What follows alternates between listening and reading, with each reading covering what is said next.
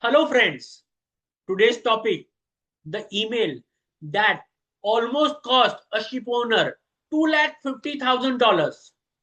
The communication mistake nobody saw coming.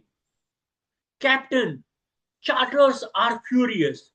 The email arrived at 0417 in the morning.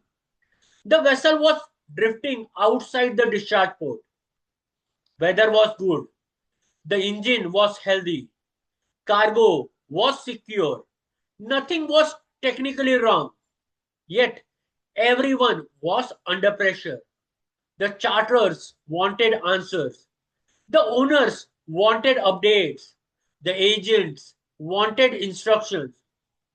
The operations desk was already flooded with emails, and with every new message, the tension increased.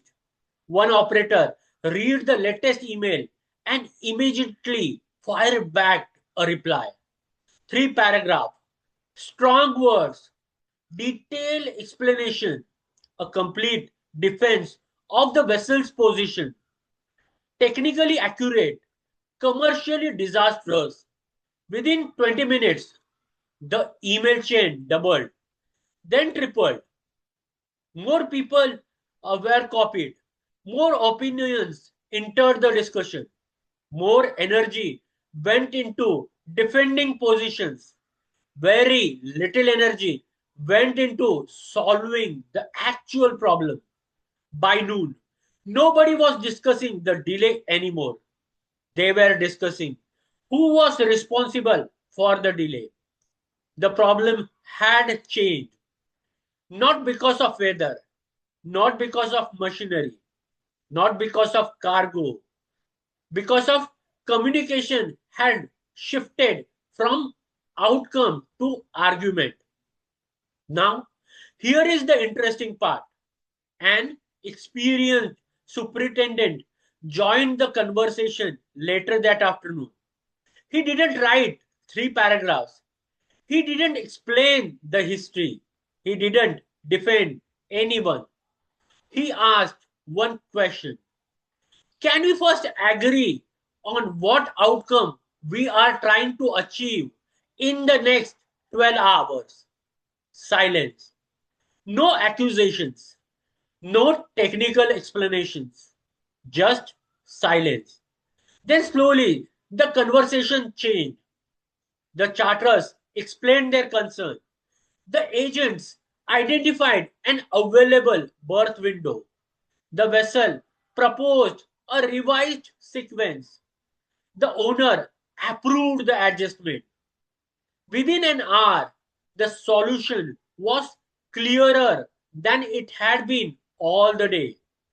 Same people, same vessel, same delay, same facts, different communication, and therefore a different outcome. This is something many maritime professionals learn only after years at sea. Shipping rarely breaks down because people lack information. It breaks down because people interpret information differently. On board, we spend years learning navigation, cargo operations, stability, engine system, regulation, charter parties. But very few people teach us how to communicate under pressure. Yet, pressure is exactly when communication matters most. A tired chief officer replying emotionally, a frustrated charter sending an aggressive email, an operator defending his position, a master trying to protect his crew. All of them believe they are solving the problem. Sometimes they are actually feeding the conflicts. The best maritime leaders understand something different. They know communication is not measured by what is said, it is measured by what happened after it is said. Did trust increase? Did clarity improve?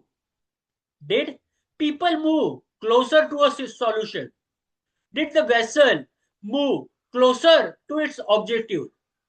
That is the real scorecard. The smartest master I have sailed with were not always the loudest people on board. The best operators I have worked with were not always the most technically knowledgeable, but they shared one habit. When pressure increased, they slowed down, they paused, they listened, and then they asked better questions. Because under pressure, communication is no longer about proving a point, it becomes about protecting outcomes. So the next time an email frustrates you, the next time a charter blames you, the next time a disagreement appears on board or ashore, pause for a moment and ask yourself one simple question. Am I trying to be right, or am I trying to create the best possible outcome? Because that single question may save more money, more relationship, and more operational headaches than any technical manuals ever will. And that is why the most expensive communication failure in shipping is rarely a technical one. It is human one. Thank you.